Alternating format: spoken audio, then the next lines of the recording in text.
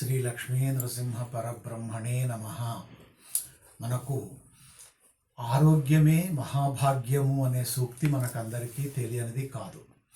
ఎన్ని సంపదలున్నా, ఎంత ఐశ్వర్యమున్నా, ఎన్ని భోగాలున్నా ఆరోగ్యం అనేది గనక సరిగా లేకపోతే ఎన్నో సమస్యలను ఎదుర్కోవాల్సి వస్తుంది. కనుక ఈ ప్రస్తుత కాలంలో మనం ఏం చేస్తున్నాం, ఏ చిన్న అనారోగ్య సమస్య ఎదురైనా డాక్టర్లను సంప్రదించడం, ఇంకా కొద్దిగా పెద్ద ఎక్కువైనట్టయితే కార్పొరేట్ హాస్పిటల్స్ ఇట్లా రకరకాలుగా పెద్ద పెద్ద డాక్టర్లను కలవటం, హాస్పిటల్స్కి వెళ్ళటం చేస్తున్నాం. కానీ మన వాళ్ళు ఆయుర్వేద శాస్త్రవేత్తలు ఏనాడో కొన్ని నియమాలను పాటిస్తే ఏ రకమైన సమస్య ఉండదు, వైద్యానాం కిం ప్రయోజనం అని ప్రశ్నించినారు. ఇప్పుడు చెప్పబోయే నియమాలను కనుక పాటించినట్టయితే వైద్యులతో పని ఏమున్నది అని ప్రశ్న. ఏమిటి అవి అంటే కొన్ని చిట్కాలు మాత్రమే, మంచి ఆరోగ్యానికి కొన్ని చిట్కాలు. పక్షే క్షౌరం, త్రిభిస్నానం, పంచభిర్దంతధావనం, మాసే మాసే సదా నస్యం, త్రిమాసంచ విరేచనం, షణ్మాసం వమనం కుర్యాత్, సంగమంచ దినత్రయం, భుక్త్వా శతపదం గత్వా, తాంబూలం తదనంతరం, శయనం వామభాగేతు, వైద్యానాం కిం ప్రయోజనం. వీటిలో మొదటిదేమిటి అంటే పక్షే క్షౌరం. ప్రతి 15 రోజులకు ఒకసారి క్షౌరం చేయించుకోవాలి అన్నారు ప్రాచీన కాలంలో. కారణం ఏంటి అంటే ఆ రోజుల్లో ఇప్పటి మాదిరిగా ఈ షేవింగ్లు చేసుకోవటము, హెయిర్ కటింగ్ చేయించుకోవటము లాంటివి లేవు గనక వారు చక్కటి గుండు, పిలక మొదలైన వాటితో ఉండేవారు గనక 15 రోజులకు ఒకసారి క్షౌరం చేయించుకునేవారు. ఇది మొదటి సూత్రము.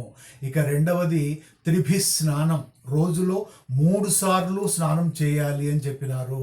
దానివల్ల శరీరం మీద ఉండే మలినాలు తొలగిపోయి చక్కటి ఆరోగ్యం చేకూరుతుంది అని. ఇక మూడవది పంచభిర్దంతధావనం, 5 సార్లు పళ్ళు తోముకోవాలట. ఆధునిక కాలంలో వైద్యులు కూడా ఉదయం రాత్రి తప్పనిసరిగా దంతధావనం, పళ్ళు తోముకోవటం, బ్రషింగ్ చేసుకోవటం అవసరము అని చెప్తున్నారు కదా. ఆ రకంగా ఆ పళ్ళలో చిక్కుకున్నటువంటి ఆహార పదార్థాలన్నీ వెళ్ళిపోవడానికి 5 సార్లు దంతధావనం చేసుకోవాలి అని. దాని ద్వారా నోట్లో ఉన్నటువంటి మాలిన్యం అంతా తొలగిపోతుంది అని. ఇక మాసే మాసే సదా నస్యం, పొగాకుతో చేసే నస్యాన్ని ప్రతి నెలా పీల్చుకున్నట్టయితే ముక్కుల ద్వారా లోపలికి వెళ్ళి శ్లేష్మమంతా కూడా వెళ్ళిపోతుంది అని అర్థం. త్రిమాసంచ విరేచనం, 3 నెలలకు ఒకసారి విరేచనానికి తీసుకోవాలన్నారు. కారణం ఏంటి అంటే దాని ద్వారా లోపల పేగుల్లో ఉన్నటువంటి మాలిన్యాలన్నీ బయటికి వెళ్ళిపోతాయి అని. షణ్మాసం వమనం కుర్యాత్, 6 నెలలకు ఒకసారి వాంతి చేసుకోవాలి. బలవంతంగా మనమే నోట్లో వేళ్ళు పెట్టుకొని వాంతి చేసుకున్నట్టయితే అట్లా కూడా శరీరంలో ఉన్నటువంటి మాలిన్యాలన్నీ కూడా బయటికి వెళ్ళిపోతాయి. భుక్త్వా శతపదం గత్వా, భోజనం చేసిన తర్వాత కనీసం 100 అడుగులైనా నడవాలి. భోజనం చేయగానే పడుకోకూడదు అని ఆధునిక వైద్యులు కూడా చెప్తూ ఉన్నారు. భోజనం చేసిన తర్వాత 2 గంటల తర్వాత పడుకోవాలని చెప్తున్నారు. దానివల్ల చక్కటి జీర్ణశక్తి ఏర్పడుతుంది. తాంబూలం తదనంతరం, భోజనం తర్వాత చక్కటి తాంబూలాన్ని వేసుకోవాలి.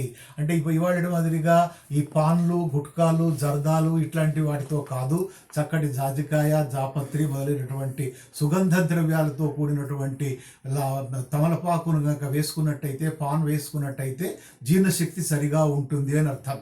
ఇక చివరిది వామభాగేతు శయనం, ఎడమ చేయి మీద పడుకోవాలి అని. కారణం ఏంటి అంటే గుండె ఎడమవైపు ఉంటుంది కనుక గుండె మీద రక్త ప్రసారం చక్కగా జరిగి చక్కటి ఆరోగ్యం చేకూరుతుంది, మంచి నిద్రగా కలుగుతుంది అని అర్థము.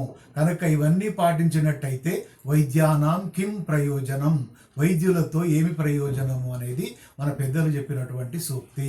దీన్ని పాటించినట్టయితే అందరూ చక్కటి ఆరోగ్యంగా ఉండవచ్చు. వైద్యుల వద్దకు, పెద్ద పెద్ద దవాఖానాలకు వెళ్ళవలసిన అవసరం ఉండదు. లోకా సమస్తా సుఖినో భవంతు.